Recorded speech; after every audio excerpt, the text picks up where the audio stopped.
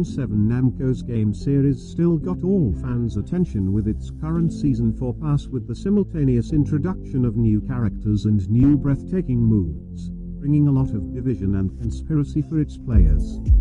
War still rages forth, alliances are made and broken, ultimately drawing in new parties in the already messed up crossfire. For some, it's become more of an obsession, and personal. Eddy Gordo, Tekken's one of the most skilled fighters, speaks of the world of hurt and his embittered resolution to seek justice. Vamos lá! Eddy Gordo. Yet, since he made his debut in Tekken 3, the future bright lad and successor of a multi-million company of his father and this gallantry position whisked away the night his dad was murdered, confirming his suspicion of seeing his dad a bit nervous of reason. Next he lands in prison according to his old man's dying wish so that he would be safe from the organization which was reputed to be a drug firm to which Eddy's dad wanted to put down for good. Only that they got to him first. Well, we are past that now. Eddy's out of jail, a trained lethal capoeira master under the tutelage of the Grand Master Monterio while in prison. You got that right. Master Monterio is Chris's grandpa who also learns the dance-like art from Eddy as the Grand Master willed him to do. The knowledge has also been passed to street orphanage children, gaining Eddy some popularity as seen in Chris's search for the whereabouts of Eddy in Tekken Tag Tournament 2. Baixem seu centro de gravidade para gingar corretamente, como se estivessem se libertando das correntes.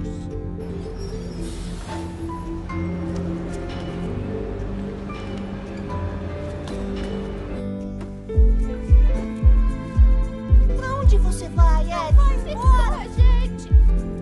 Desculpe, mas tem uma coisa para fazer. Você vai pegar aquele malvado que matou seu papai? E bater nos caras malvados. Quando é que ele foi? Agora mesmo. Obrigada. Baixem seu centro de gravidade para gingar corretamente. At the present and what seems to be a possible insult for the fierce Brazilian Tanhunk is his encounter with a supposedly saucy entertainer, another of Tekken new and not so appropriate characters as fans would have it, Lucky Chloe. Hi! Lucky! You see, Eddy learned the original mastermind of his father's death from one of the drug gangs in Tekken 3 to be Kazuya Mishima, prompting him on a Mission Impossible job of hunting down Kazuya, even participating in the tournament to get more information and at one time joining the Zabasta headed by Jin Kazama in order to get the resources needed to get Chris's grandpop to his feet.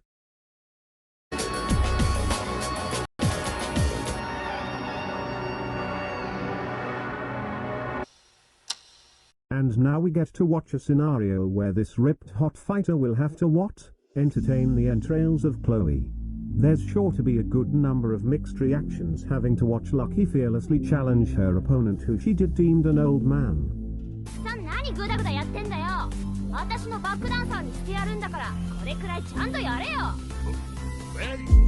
Wouldn't it be a shame for a capoeira master to have his button whatever integrity he has left to be served and handled by who? A petite, music prancing Lucky Chloe? It would be a huge disappointment for the Gordo fan. Still, there's always a surprise for everyone. Perhaps Chloe could be Eddy's next side partner and substitute for Christy Monterio. But if he does win the heart of young lousy Blondie, who is no doubt trying to make the limelight beyond her wildest career over and expose her to the ills of the G Corporation and why its leader Kazuya Mishima must go down. That is after he has correctly preformed their dance sessions with her.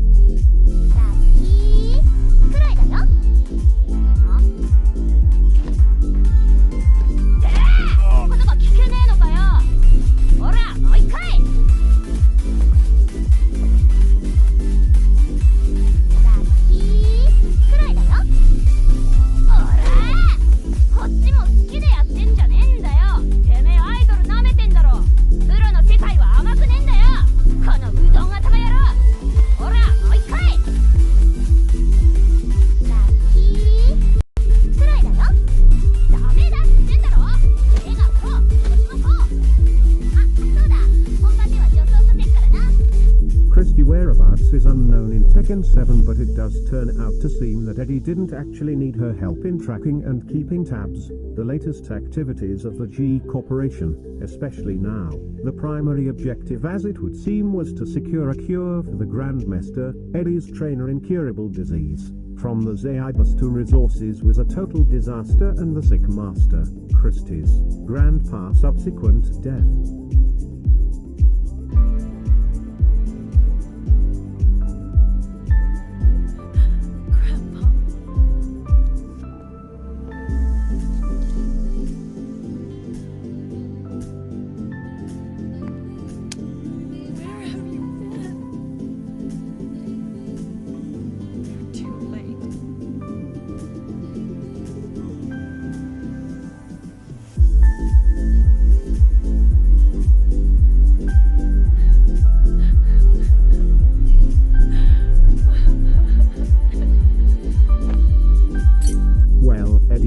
To do more than just tracking and staking out a couple of guards of his supposed target.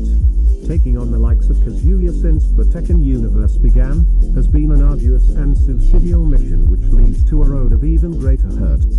We could see this in Eddy's alliance with Jin in the hopes of getting the resources needed to help his master's condition in Tekken 6. Jin's refusal to listen to Eddy's counsel on the invading attacks led by Lars Alexanderson, Hoichi's illegitimate son. Although facts been established, very little people or Lars know this.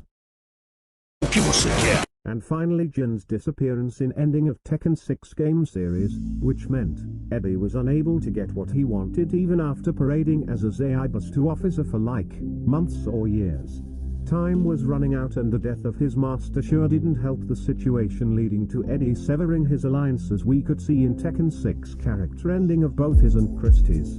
For the time being, Eddy continues to seek clone revenge for the death of his father, which in the first place was the reason for the history of events that has transpired in the life of this character.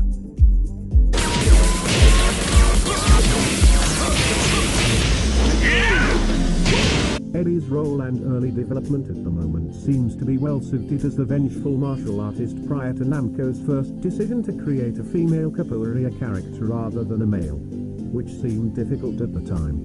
You never know, the best are always the unwanted. Vamos lá!